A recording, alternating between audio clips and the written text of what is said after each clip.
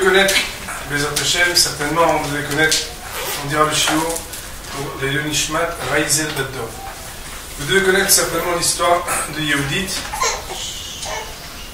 En tout cas, j'espère quand même que le séminaire, dans les chiottes, on ne connaît pas tellement bien l'histoire de Yehudit, mais certainement que au séminaire, on apprend qu'est-ce que c'est l'histoire de Yehudit.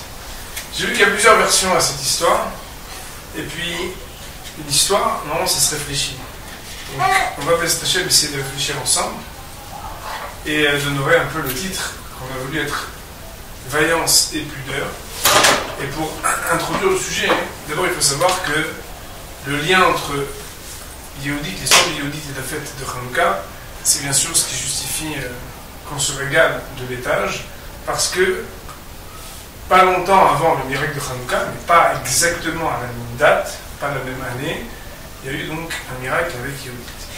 Yehudit fut une femme qui a, comme on va raconter tout à l'heure, a fait manger des laitages à certains rachats, qu'on appelle en hébreu aliforni ou l'offerne en français.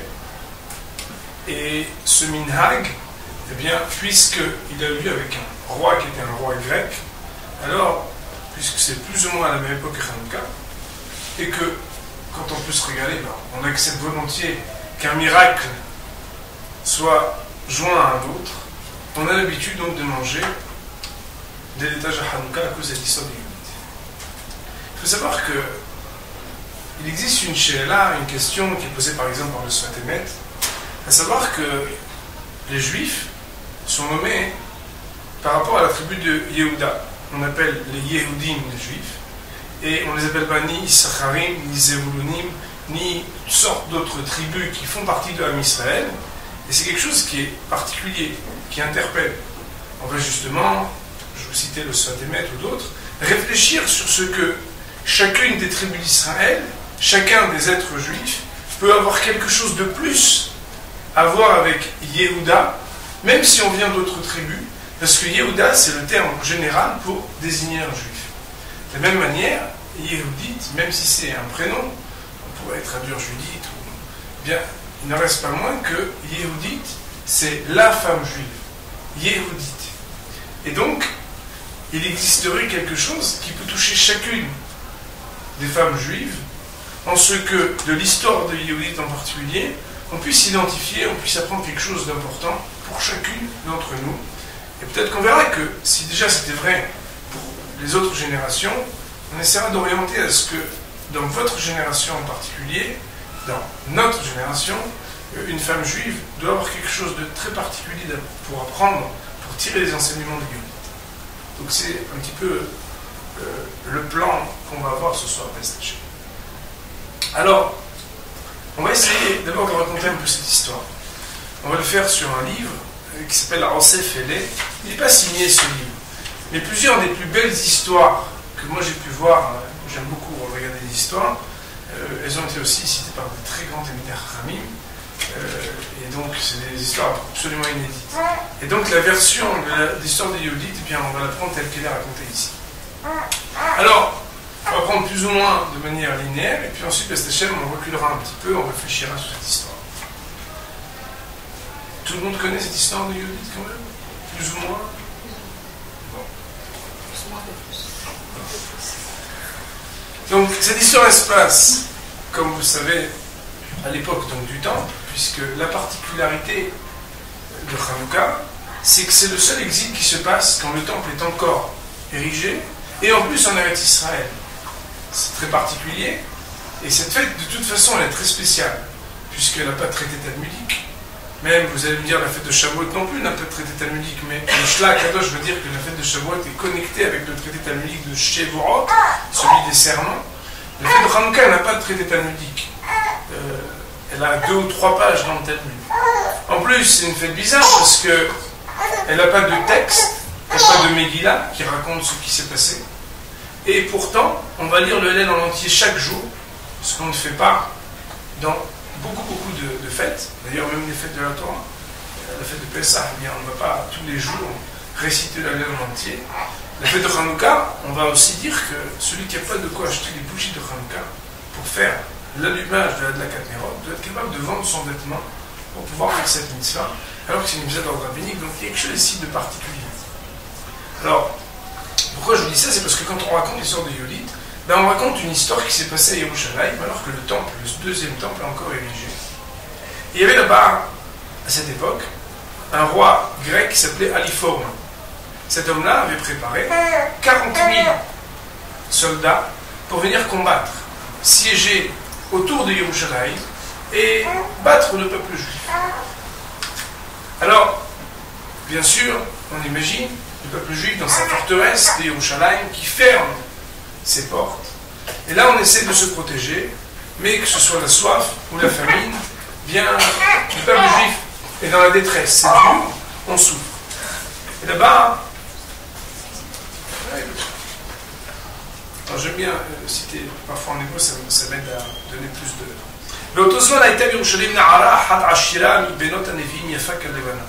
Il y avait là-bas, parmi ceux qui habitaient à Yerushalayim, une femme somptueuse, qui était la fille d'un des prophètes.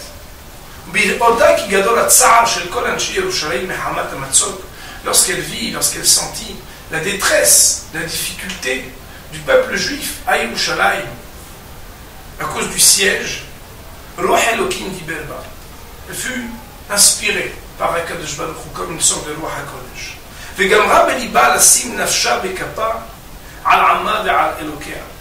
Elle a voulu comme ça être dévouée pour le Ham Israël. Elle s'est fait belle, et puis elle est sortie avec quelques jeunes femmes qui l'accompagnent pour aller voir les gardiens de la ville qui, bien entendu, tenaient dur comme pierre à fermer cette forteresse de Yerushalayim. Et elle leur dit, je voudrais sortir avec ma servante, ouvrez-moi donc la porte. On imagine donc une jeune femme qui voit 40 000 hommes qui sont là en train de siéger autour, devant la forteresse de Yerushalayim, et qui dit, peut-être qu'Akadosh Baruch Hu va m'aider, ouvrez donc la porte. Et donc, ces hommes lui disent, Sho'arim lo aminu lidvarer, ve'yomru la lo niftah hashar, ki hoshem nahnu pentat liban. Tu nous prends pour des imbéciles. Qu'est-ce que ça veut dire? Une jeune femme comme ça qui sort et qui nous dit, reste Hachem, ne vous inquiétez pas, peut-être qu'Akadosh Baruch Hu va m'aider, je vais vous sauver tous. Et puis peut-être que vous avez vu là-bas parmi ces hommes quelqu'un qui vous a plu. Qu'est-ce qu'on peut savoir? Qu'est-ce qui peut être dans la tête d'une femme qui va aller, soi-disant, combattre contre 40 000 hommes pour sauver le Ham Israël? Vatomer Lahem, elle leur a dit, Halil ali milachshov kazot al Israël, v'choy aseli v'choy yossi kashlaim nevavi, v'anisanti b'tchoni b'shem. Elle a exprimé toute sa confiance en Akadosh Baruch Hu. Elle a dit, mais vous imaginez ce que vous me dites? Moi, j'ai la confiance en Akadosh Baruch Hu. Je vais avancer, je vais aller et vous verrez. Peut-être qu'Akadosh Baruch Hu va m'aider. Elle a juré en utilisant le nom d'Hachem. Et alors, bien lorsqu'ils ont entendu son discours tellement passionné, tellement dévoué, et qu'en plus, elle a juré du nom d'Hachem, alors ils ont dit, Lechi de Shalom d'Hachem Aimer. Va donc, et qu'Akadosh Baruch Hu soit avec toi. C'est ainsi qu'ils ont donc ouvert les portes de la ville. Il faut savoir que dans cette ville, à Yerushalayim, il y avait un homme qui était un peu un intrus comme ça. C'était un des conseillers du roi Aliphorne. Cet homme-là, quand il avait entendu que Aliphorne il allait combattre l'armée Israël, et ce ministre, conseiller du roi, était un monsieur qui connaissait l'histoire du monde. Il a dit, tu sais, tu devrais t'attaquer à quelqu'un d'autre, parce que l'armée Israël, si tu connais un peu son histoire, tout celui qui s'est attaqué à eux, il a perdu, ça a été effroyable, tu devrais réfléchir. Et puis, ce roi, qui ne voulait pas qu'on le dérange dans ses projets de conquête, il lui avait dit, toi, on va te mettre à l'entrée de Yerushalayim, et les Juifs te verront là-bas, presque pendus, attachés, enchaînés, tu vas voir ce qui va t'arriver. Il ne voulait pas être fragilisé. Et lorsque lui, attaché devant Yerushalayim, criait, pleurait, et disait aux Juifs, mais ayez donc pitié de moi. Moi, si je suis dans cette situation, dans cette posture, c'est tout simplement parce que j'ai voulu vous sauver, j'ai voulu conseiller, j'ai reconnu la gloire du Dieu d'Am Israël. les Juifs l'ont descendu de cette espèce de potence et l'ont gardé par contre attaché. Ils l'ont fait entrer à l'intérieur des Yerushalayim. Il avait le droit de manger, de boire, mais attention, il était encore enchaîné. C'est quand même pas un tzaddik, cet homme-là. Cette femme donc s'en va, elle part, et puis de l'autre côté, comme on l'a dit, il y avait un intrus non-juif qui était à Yerushalayim. Et advienne que pourra, on ne sait pas ce qui va se passer. Elle avance, elle va, et puis on imagine une femme élégante qui marche, elle rencontre des soldats, puis je leur dis, mais qu'est-ce que vous faites? Je suis juive, leur dit-elle. Je voudrais rencontrer le roi Aliforme. J'ai quitté le peuple juif pour justement venir faire partie de votre peuple. Je suis la fille d'un prophète. Je sais bien ce qui va se passer pour le peuple juif. Et là, elle était tellement sûre d'elle, tellement à l'aise, qu'on l'a conduit donc voir le roi Aliforme. Cet homme-là voit cette femme, et très belle femme, qui vient en plus du camp adverse, et qui lui dit, tu sais, mon père, qui est prophète, m'a bien dit que vous allez conquérir Yerushalayim, que vous allez gagner le peuple juif. Alors moi, plutôt que d'attendre, je voulais me rendre, je voulais te rendre hommage, je voulais faire partie de ton peuple. Alors, on imagine le bonhomme qui est là, qui se sent comme ça très valorisé, très important, et très heureux, et lui, et tout là-bas les ministres qui voient une femme qui vient et qui reconnaît l'importance du royaume, du roi grec, il lui demande bien sûr de l'épouser. Alors je vous raconte succinctement que cette femme lui dit, mais bien sûr, je suis comme ta servante, ce soir nous ferons un festin et puis au fur et à mesure que les heures passeront, eh bien, tu remercieras les gens et nous serons seuls. C'est ainsi que nous serons vraiment des époux, nous serons... Seulement, je vais te dire quelque chose, moi, je suis juive et aujourd'hui, je suis à la fin du procédé de purification de la femme Nida. Elle lui explique en gros qu'il va falloir que, tard le soir, elle sorte avec sa servante pour aller se tremper au bain rituel. Elle dit, vous savez, ça me gêne un peu que je sois arrêté par des gardes, qu'on commence à regarder où est-ce que je vais, où est-ce que je ne vais pas. Alors j'aimerais qu'il y ait un ordre du roi, que lorsqu'ils vont voir deux femmes marcher, puisque ma servante m'accompagnera, pour aller vers le fleuve, bien qu'on me laisse tranquille, qu'on me fiche la paix. Donc ce soir, le festin, on sera tranquille, et puis quand on devra se retrouver seul, j'irai d'abord me tremper au bain rituel, comme le veut la loi juive. Ensuite, je reviens, mais attention, je demande vraiment au roi que je puisse être tranquille et pas dérangé. Et donc, le roi, bien sûr, il n'y a pas de problème, un ordre du roi qui sort, et alors qu'il se retrouve seul, cette femme s'apprête à sortir, soi-disant, pour aller à son bain rituel. Elle fait d'abord manger ces fameux laitages qui viennent à le fatiguer. D'ailleurs, tant qu'on est concentré, c'est bien. Peut-être on a pas mangé à cette crêpe. Mais quand on a un chiot, normalement, après des laitages, et quand on raconte cette histoire, on se dit, bon, quel est l'auditoire qui va rester bien éveillé? Cet homme-là a bien mangé, bien bu, un peu de vin, un peu de laitage. Il est presque comme ça, enivré de ce qu'il a mangé. Et cette femme est bien heureux de sortir, elle attend qu'il s'endort. Et là, nous raconte l'histoire, telle que c'est aussi raconté quand on parle de Yaël à propos de Sisra, ou d'autres personnalités qui sont mises à l'honneur, des grandes femmes de Am Israël. Elle prend le glaive du roi et elle lui tranche la tête. Alors il faut beaucoup de courage pour faire ça. On imagine, pour une jeune femme en plus, on nous raconte que l'épée du roi était sous son oreiller, donc il fallait avoir de l'audace. Il fallait avoir de l'audace, il fallait être courageuse. Comment est-ce qu'on peut faire ça? Elle prie à Kadosh Baruch Hu, elle prend cette épée, elle lui coupe la tête. Elle recouvre le corps du roi Aliforme, nous raconte l'histoire. Elle prend cette tête qu'elle met dans un petit panier, et c'est là qu'elle sort avec cette servante pour aller, en tout cas, de ce qu'elle présentait, à son bain rituel. Alors, cette version est un petit peu atroce, quand on s'arrête là, on se dit qu'est-ce que c'est que cette histoire? Mais écoutez bien que ce soir-là, quand elle avançait, quand elle marchait, quand elle passait, personne ne la dérangeait. Ordre du roi, quand deux jeunes femmes vont marcher dans la rue, personne ne doit les accoster, personne ne doit leur parler, personne ne doit les déranger. Bien, elles ne vont pas vers le fleuve, mais elles retournent jusqu'au port de Yerushalayim.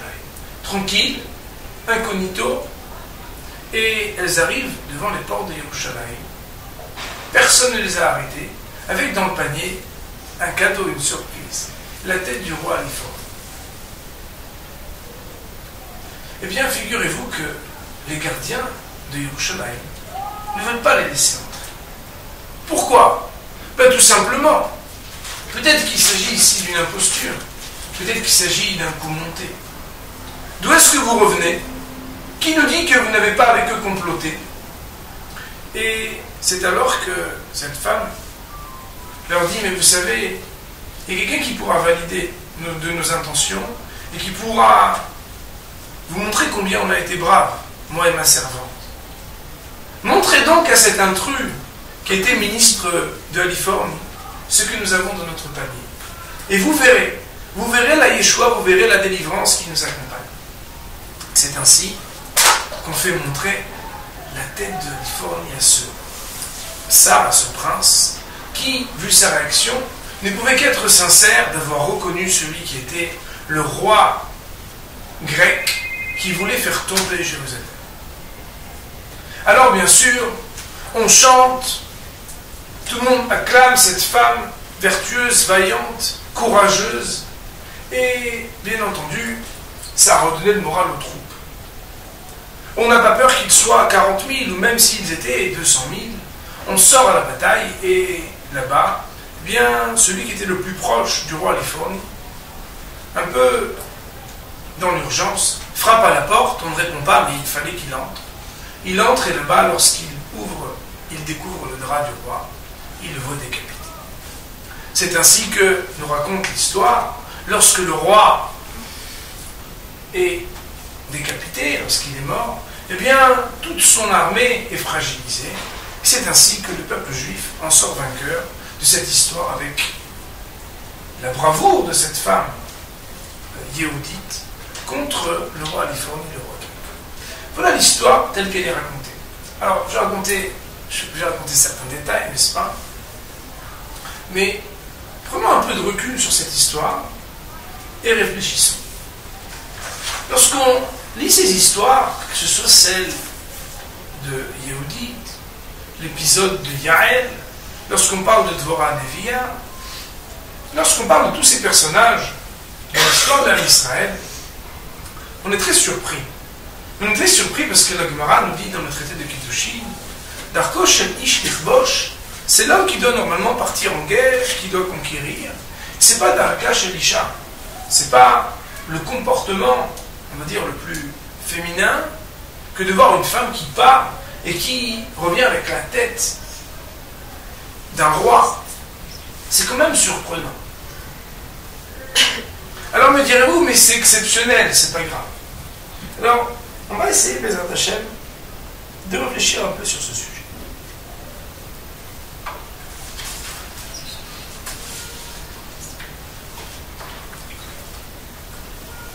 À propos de l'épisode de Dina dans la Torah, il est marqué Vatetse Dina. Et Dina est sortie. Dina est sortie, et puis cette histoire, je pense que tout le monde la connaît quand même, ce qui s'est passé avec Dina. Dina, la fille d'Yaakov, qui a été violentée, et qui ensuite a été vengée par ses frères, qui a dit, on ne va pas faire de notre sœur une fille comme ça, Haz Shalom, dont on peut abuser.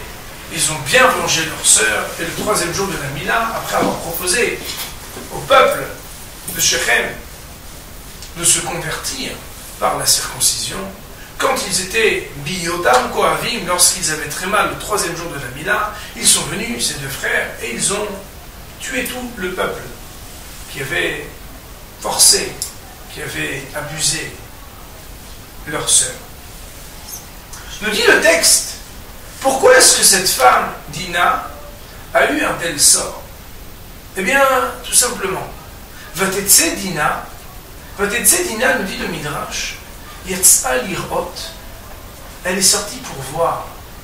Pour voir quoi? Pour voir ce qui se passait chez les jeunes femmes. Benot, je crois que c'est Knaali, Benot Knaali. Elle a été voir qu'est-ce qui se passait par là-bas. Eh bien, le Midrash nous dit Yatsa lirot, elle est sortie pour voir, venir et. Mais elle a été vue.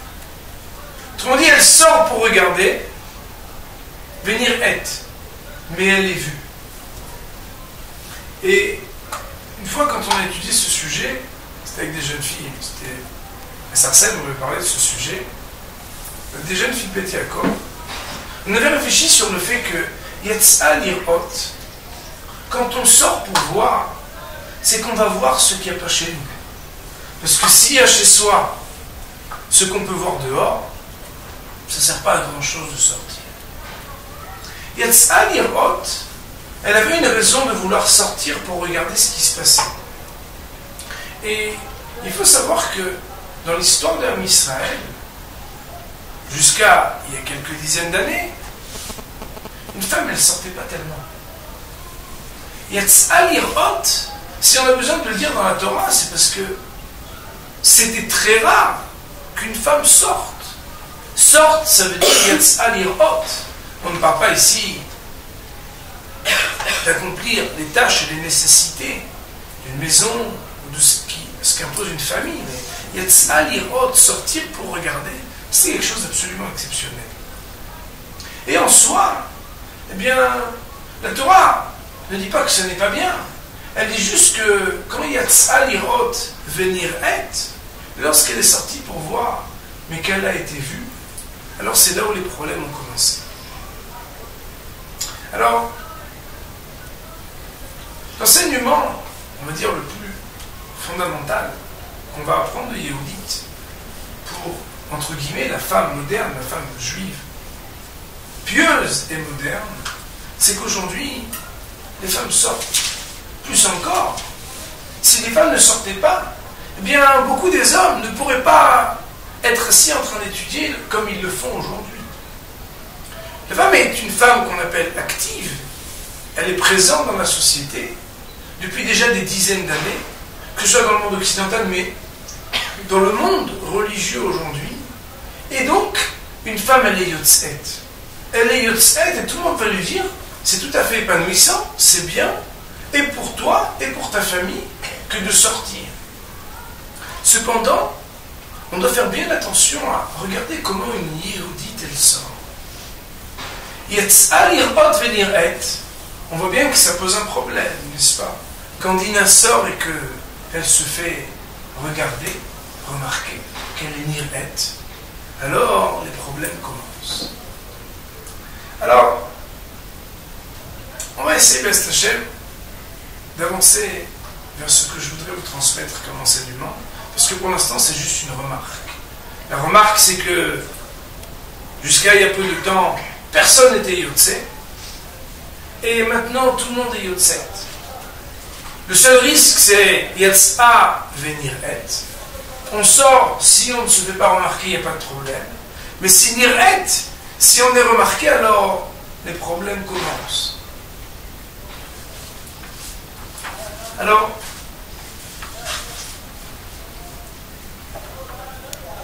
on va citer un enseignement du Maharal qui est très intéressant. Vous savez que les 3 signes de judéité, qui d'ailleurs, lorsqu'ils font défaut à quelqu'un, la Gemara va nous dire, il faudra regarder, c'est pas sûr que c'est un juif. On pourra réfléchir, enquêter.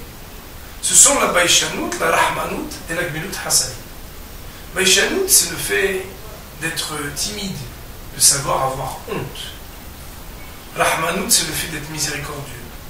Et gmilut hasadim, c'est le fait d'avoir la bonté. Commençons par les 2 derniers. La rahmanout, c'est le fait que le peuple juif est toujours miséricordieux, quelles que soient les situations. Lorsqu'il voit des gens qui souffrent, intérieurement, il est pris par un sentiment à la fois de compassion, mais il souffre lui-même de la souffrance de l'autre. Gmilut hasadim, c'est la possibilité de donner qu'on ne trouve pas chez les nations. Moi, j'aime bien dire, lorsqu'on parle de Hesed, que Tous les matins, nous entendons des bruits de pièces. Tous les 3 minutes lorsqu'on fait la tfila dans les shtibel. Et pourtant, chaque matin, ce sont les mêmes personnes. Au lieu qu'on mette des gardes à la porte, on prépare chacun ses petites pièces. On sait ce qu'on donne aux uns, on sait ce qu'on donne aux autres. Dans toutes les sociétés qui ne sont pas des sociétés juives, les gens viennent 1 jour, 2 jours. Après, on leur met dehors un vigile. Et s'ils reviennent, on les envoie en garde à vue. Am Israël a une possibilité de faire Gemilut Hasadim, de donner d'une manière qui est très particulière. La troisième qualité qu'on a citée en premier, c'est la Baïchanout. La Baïchanout, c'est cette timidité.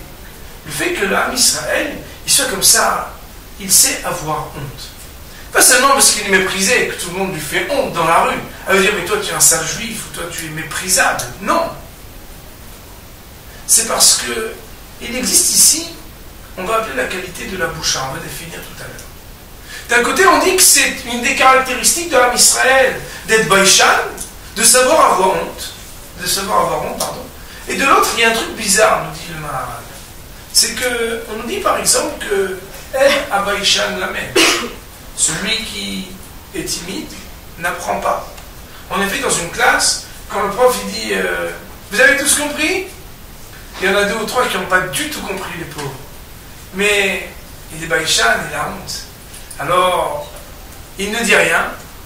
Et puis le pauvre, il n'a rien dit pendant 1 jour, 2 jours, 3 jours, des fois 1 an, 2 ans, 3 ans. Et puis, très difficilement, des fois il s'est arrêté au nombre relatif, alors que les autres, ils sont en train déjà de passer presque le bac. En Baïchan l'amène, en particulier dans la Torah, être capable de ne pas avoir honte. Sinon, on ne peut pas apprendre. D'un côté, le Maharal nous dit, on dit que être Baïchan, c'est une qualité. C'est ce qui fait partie des traits de caractère d'un juif. Et de l'autre, eh bien, le Baïchan, il ne peut pas apprendre. Plus encore, on dit, Azbanim la Geinam. Celui qui est effronté, il va au Geinam. Sa place est en enfer, sans définir ce que ça signifie. Et de l'autre, on nous dit que il faut être az kanamer. Le même terme est utilisé, même si on parle là-bas d'être agile, d'être puissant, comme la panthère. On utilise des termes, d'un côté on dit que c'est condamnable, puisque la hazout c'est le contraire de la baïchanout. De l'autre on dit que c'est louable. Plus encore, le Maharal nous dit sur ce sujet, c'est très intéressant, il nous dit que dans la Gemara de Betsa, lorsque Dieu a choisi le peuple juif, on dit qu'il a choisi de leur donner la Torah parce que c'était ceux qui avaient une azout, une effronterie. Ils ont osé ce que personne n'a osé. Vous savez, dans une salle, quand on dit quelqu'un veut bien, il y en a toujours un ou une qui dit ouais, moi je veux bien. De manière générale, on se dit celui-là, celle-là, hein, c'est pas. On a l'impression que c'est pas celui qui est le plus pudique, qui est le plus discret. Celui qui est toujours le premier comme ça à oser. Et pourtant, nous dit le Maharal, c'est bizarre parce que le peuple juif à Kadosh Baruch Hu l'a choisi pour lui donner la Torah parce que justement il avait cette azout. Bizarre. D'un côté on dit qu'il doit être baïchan et de l'autre la Torah lui est donnée. Pourquoi? Parce qu'il est celui justement qui est cette azout, cet élan, cette audace. La réponse, écoutez bien, que le Maharal nous donne dans les Tivot en l'âme sur la boucha, c'est d'expliquer qu'en réalité, la boucha, la honte, c'est la possibilité de considérer autre chose que soi-même. Quelqu'un vous regarde, il vous fait honte. Quelqu'un vous fait une remarque, il vous fait honte. Si la honte, eh bien, elle vous démonte, c'est pas vraiment une qualité. Mais d'un autre côté, ceux qui n'ont jamais honte de rien, on peut leur parler, on peut les regarder, on peut venir vers eux, exprimer quelque chose, ils n'en ont rien à fiche. Ces gens-là ne sont pas non plus des gens qui ont la qualité de la baïchanout. Nous dit le Maharal, être capable de faire la place à autre chose que soi, que le regard de l'autre m'importe, que ce que va me dire un ami ou quelqu'un, ça puisse me faire réagir, me faire réfléchir, c'est bien. Mais cela ne doit pas m'empêcher d'agir. Autrement dit, comme toutes les midotes, comme toutes les qualités, elles doivent être mesurées. Et je dois faire la place à ce que l'autre peut considérer, Parce que l'autre peut être un tremplin extraordinaire pour me faire grandir, mais pour autant, il ne doit pas m'empêcher de me réaliser. C'est ainsi que lorsqu'on parle du peuple juif à qui on propose la Torah, eh bien, si le fait qu'il est baïchan, si le fait qu'il soit comme ça un peu timide, ça l'empêche de prendre sur lui des grands projets, il n'a pas la qualité de cette timidité louable que la Torah demande. D'un autre côté, si lorsqu'on vient vous faire une remarque ou une remontrance, qu'on vient vous interpeller, vous restez impassible parce que vous vous sentez bien de ce que vous êtes, jamais à considérer l'autre, eh bien, ça c'est une effronterie quelque part. Az, nous dit le Maharal, il faut avoir la force d'avoir l'audace. Et ça ne s'appelle pas être effronté. Bosh, baïchan, être timide, mais sans pour autant avoir systématiquement honte devant chaque situation, ça c'est ce qui est demandé par Akadosh Baruch. Alors écoutez bien. C'est une réflexion qui est personnelle, mais qui, bien entendu, fait l'écho de ce que l'on cite des paroles de Hazal. Yehudit, c'est une femme qui a osé. C'est une femme vaillante. Elle n'a pas peur de partir, presque en guerre, seule contre des dizaines de milliers d'hommes armés, parce qu'elle a un projet, quelque chose de grand. Elle a le bitachon dans Akadosh Baruch Hu, elle veut sauver le Ham Israël. Elle sort, mais si on regarde dans cette histoire, au moment le plus crucial de ce qui va amener la Yeshua, qu'est-ce qui est mis en avant? Sa féminité dans sa plus grande pudeur. Elle réclame qu'on la respecte dans ce qui fait qu'elle ne veut pas être remarquée au moment où elle est une femme juive. Pourtant, c'est une femme un peu plus active. Elle fréquente les milieux que personne n'ose fréquenter. Elle est la femme la plus moderne des modernes. Elle va là où il n'y a que des goïs qui sont là à se battre contre l'armée Israël. Et au moment où elle voit que tout se joue, eh bien tout se joue à quoi? À ce qu'elle puisse dire, mais vous savez, moi je suis une femme pieuse, j'ai une féminité, je suis une femme juive. Dans telle et telle situation, je veux pouvoir rester dignement une femme juive, pieuse et pudique. Et la Yeshua vient justement de ça, parce qu'elle a su réclamer qu'on la laisse, avec sa pudeur, être une femme juive, au moment où elle est dans la situation où elle veut le moins du monde se faire remarquer par sa judéité. Elle ne renonce pas à ce qu'elle a de plus intime, elle le met en avant pour dire je reste une femme pudique, je suis une femme juive. Même si je veux me présenter comme celle qui épouse, comme celle qui a l'audace, comme celle qui ose aller, soi-disant me marier avec le roi grec, eh bien la Yeshua, la délivrance, elle vient justement de ce qu'elle a été capable, même lorsqu'elle a été ouverte, même lorsqu'elle a été là où personne ne va, de faire bien attention à ne pas perdre ce qui s'appelle sa pudeur. Aussi, lorsque bien on parle de ce qu'est la vaillance et la pudeur, c'est que quelque part aujourd'hui, bien, une femme juive, une femme moderne et juive, elle est confrontée à un monde auquel elle n'était peut-être pas confrontée il y a 10, 15 et 20 ans. Aujourd'hui, bien, on est dans des ambiances des fois, que ce soit au travail ou ailleurs, où on travaille très souvent avec des hommes, on travaille très souvent dans des situations où on est confronté à devoir utiliser un dibour commercial, où on doit comme ça avoir une audace, on doit absolument faire du chiffre, et puis quelque part, on se fait un peu violence, où on est obligé d'être très active. Bien, il faut savoir que Yehudit, une femme juive aujourd'hui, qui est Yotzet, qui sort parce qu'elle est dans une situation où tout le monde sort à l'extérieur de la maison juive, elle ne doit pas manquer non plus d'apprendre que même les femmes les plus audacieuses, même les femmes les plus vaillantes, qui ont été à l'extrême de ce qu'une femme juive, elle peut sortir à l'extérieur du Mahané Israël, du camp d'Israël, elle doit être capable de garder des principes rigides, forts, puissants, pour savoir que ce qui va lui permettre d'arriver à ses fins, c'est de savoir rester pudique, discrète, de savoir que la féminité d'une femme juive, elle n'a rien à voir avec la féminité des femmes qui Yetzal irot venir et.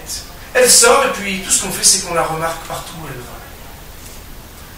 Je n'ai pas besoin de donner des détails, bien sûr, puisque on connaît les salles de réception où on n'ose même plus, nous autres les hommes, venir à l'heure des cocktails ou bien s'approcher trop près des gens qui, quel que soit leur âge et leur situation, vont se présenter comme si c'était la mariée, la mère de la mariée ou la sœur de la mariée, se faire remarquer. Mais pourquoi?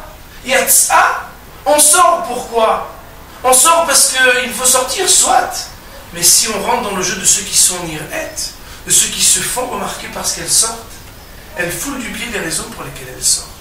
Une femme juive, quand elle sort, elle porte avec elle ce que sa vaillance, qui lui fait faire les mitzvot, qui lui fait être la femme dévouée, qui permet que son mari étudie, parce qu'elle aussi, de son côté, prend sur elle certaines responsabilités de la parnassa. N'oublie jamais qu'elle prend avec elle et qu'elle porte avec elle ce qu'il y a de plus cher, ce qui, pendant des générations et des générations, n'avait jamais pu sortir de la maison juive. Si aujourd'hui, eh bien, Yotzet, les choses sont ainsi faites qu'une femme juive sort, eh bien qu'on puisse avoir la fierté de reconnaître une femme juive dans ce qu'on ne l'a jamais remarqué. Je terminerai en vous citant une anecdote qui est une anecdote personnelle.